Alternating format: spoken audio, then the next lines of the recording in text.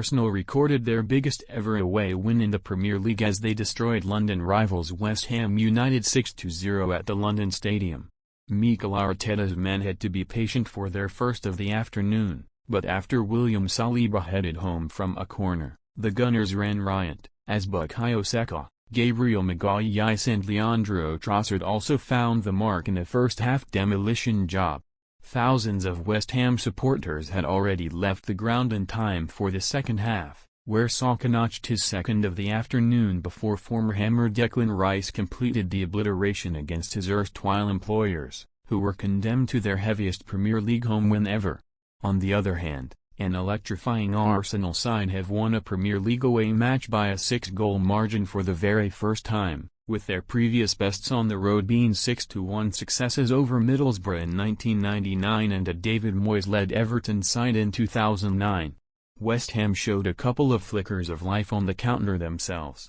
although nothing that gave David Raya too much to think about, and the hosts then had to weather a sudden Arsenal storm. Within the space of 2 minutes, Leandro Trossard saw two promising openings pass him by, as he firstly headed over the bar from Saka's cross in the 22nd minute before connecting sweetly with a volley inside the box, but Alphonse Areola was equal to it with a brilliant acrobatic stop. It only seemed like a matter of time before Mikel Arteta's men broke the deadlock, though, and true enough, the visitors would draw first blood in the 32nd minute, as a deep Declan Rice corner was on the money for Saliba to head home from inside the 6-yard box. Arteta's men did not let up after taking the lead and should have doubled their advantage in the 35th minute, as Jacob Kiwior delivered a fine out-swinging cross for Saka, but the 22-year-old's header excruciatingly bounced just wide. Saka's agony continued just 2 minutes later, as he was slipped in down the right by Martin Odegaard and delicately lifted the ball over Areola, but his attempt also trickled beyond the far post and behind the goal. With 44 minutes on the clock, another Rice delivery, this time from a free kick on the left-hand side, caused carnage in the Hammers box, and Gabriel Magalhaes charged in to head home at Areola's post. Irons fans were already heading for the turnstiles en masse as 7 minutes of injury time went up on the board, the second of which saw Arteta's rampant troops make it 4, as Odegaard laid off Trossard just inside the box, and the Belgian shifted the ball onto his right foot before finding the top corner with panache. Areola got a hand to his attempt but was ultimately powerless. Calvin Phillips and ex-Arsenal man Dinos Mavropanos were called upon to try to resurrect the bruised and battered West Ham team. Edson Alvarez and Kurt Zouma were the half-time casualties, but the visitors continued to dominate proceedings after the restart.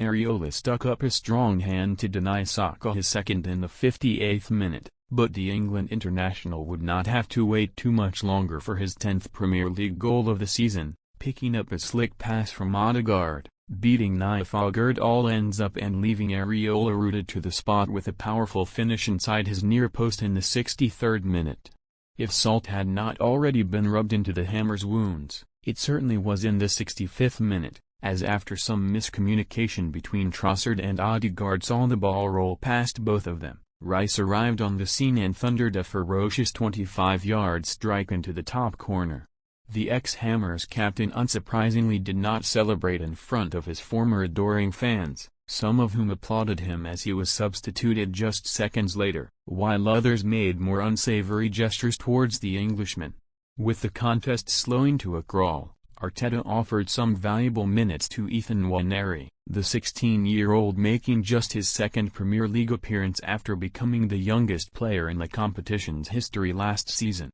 The Gunners would not quite achieve seventh heaven at the London Stadium, meaning that they remain behind Manchester City in third place, but only adrift of the champions on goals scored by virtue of extinguishing the chasm in goal difference. Arsenal have a week to celebrate and recuperate before Burnley visit the Emirates next Saturday, the same day that West Ham, who stay 8th, try to respond away to Nottingham Forest.